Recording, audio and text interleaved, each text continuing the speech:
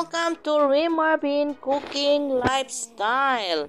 Ito naman po ang inyong kusinera naglilingkod at magluluto ng panibagong putahe ng manok.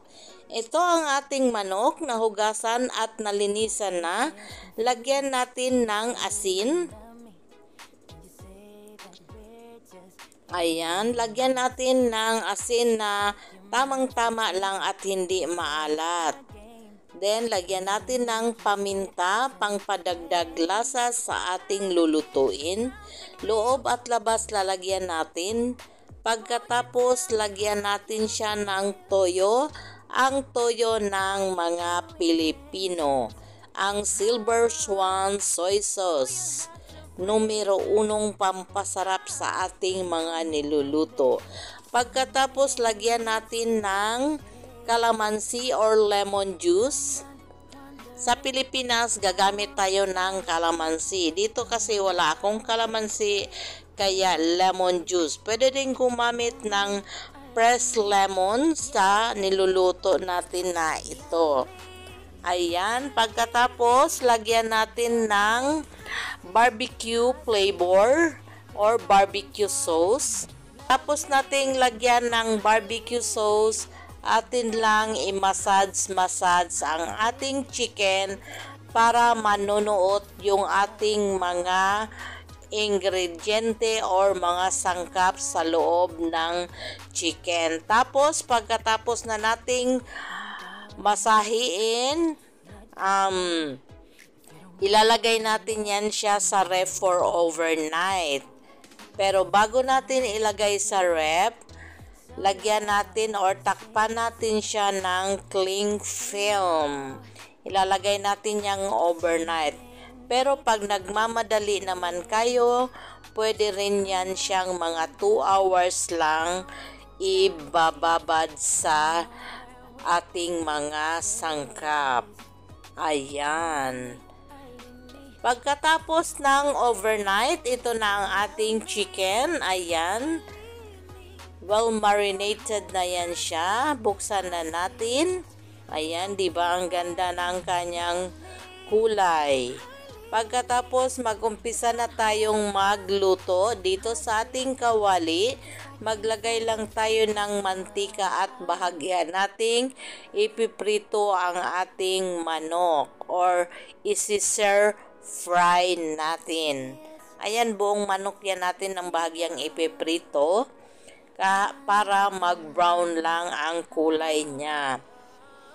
Kailangan balance yung kulay para magandang tignan at kaaya-aya sa ating mga mata. Lalong maingganyo ang ating mga chikiting na kumain at ganahan sila.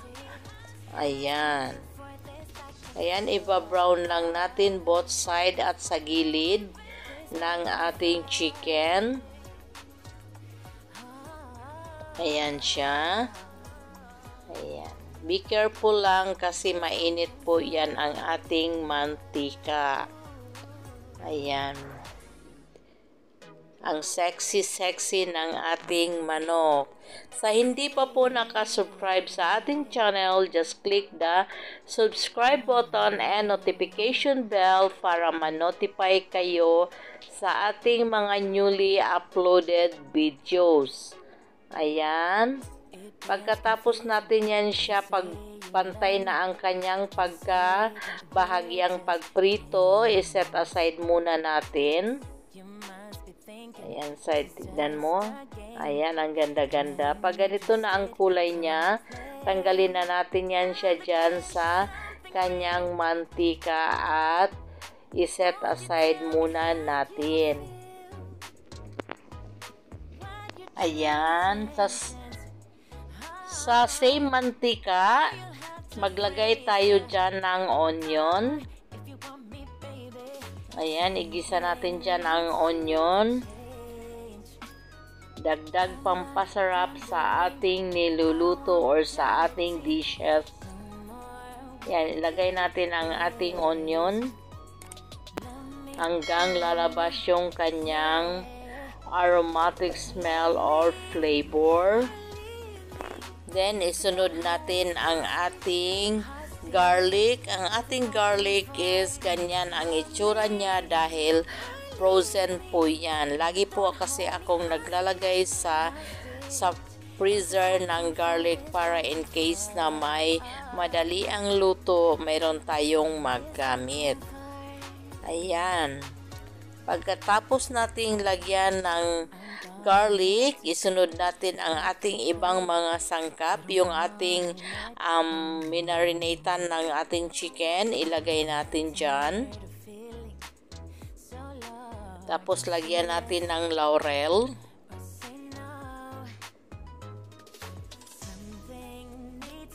Pagkatapos, halo-haluin lang natin ang ating mixture. Pagkatapos, pag nahalo na, ilalagay natin dyan ang ating piniritong chicken kanina. Ayan, timplahan din natin, baka kulang ng asin. Timplahan natin yan siya.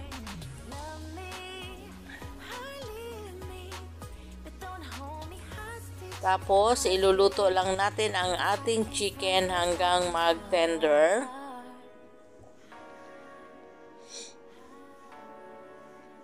Takpan natin ang ating kawali at iluluto ng mga 30 minutes ang ating chicken or until tender.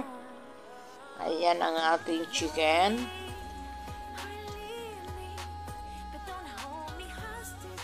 Maglagay tayo ng pineapple juice. Yung ating pineapple juice, mayroon yan siyang pineapple slice para mamaya ilalagay din natin. Dahil ang ating putahe is chicken humba with pineapple. Ayan, continue lang ating pagluluto.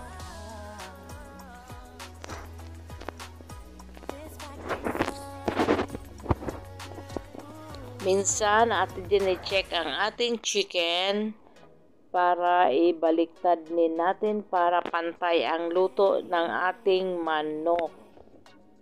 Tapos, yung ating sauce, atin lang siyang ilagay. Lagyan natin ng sauce sa taas para din ang sarap niya manunuot-nuot sa lahat ng ating chicken.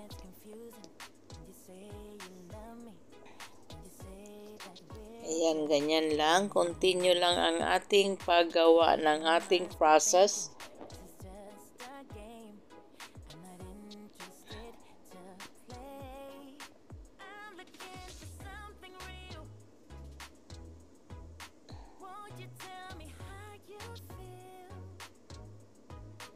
So again, sa hindi pa po nakasubscribe sa ating channel, just click the subscribe button and notification bell para ma-notify kayo sa ating mga masasarap na putaheng ina-upload. Ayan. Ito minsan may budget ulam tayo, minsan naman ito medyo may pagka gastos naman pero masarap. Ayan. Tapos ilagay na natin ang ating pineapple slice. Ilagay natin ang ating pineapple slice. At lagyan din natin ng sauce para mag-balance yung kanyang lasa. Ayan mga ka-OFW.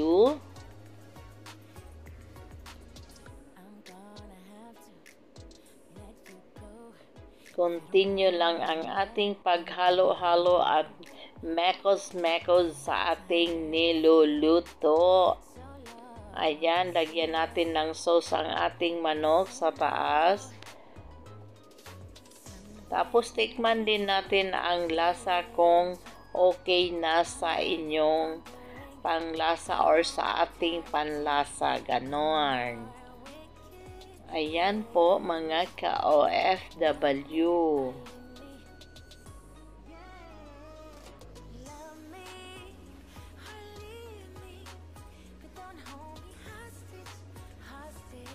Kung nanonood pa kayo hanggang sa point na ito, ibig sabihin nagustuhan nyo po ang ating video or ang ating niluluto. Ayan mga ka-OFW. Pagkatapos na niyang lahat na ilagay na natin, isimmer natin siya ulit.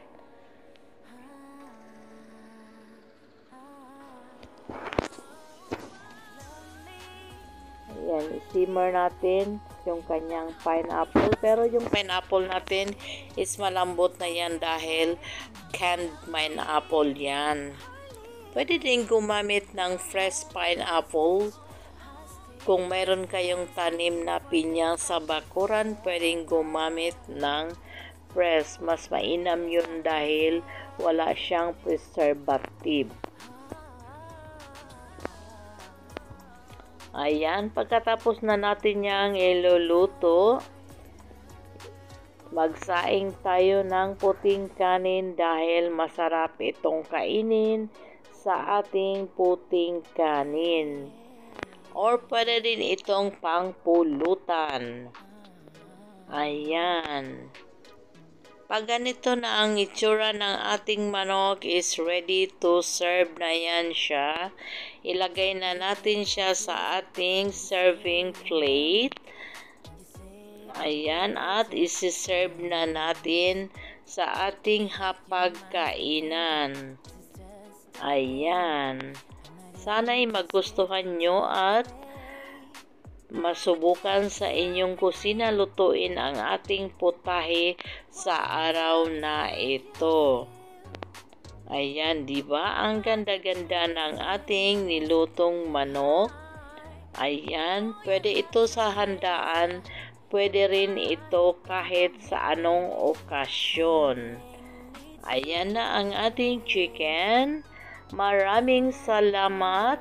Bon appetit. Hanggang sa muli. Ayan, bye-bye. Thanks for watching, mga ka-OFW. Bye.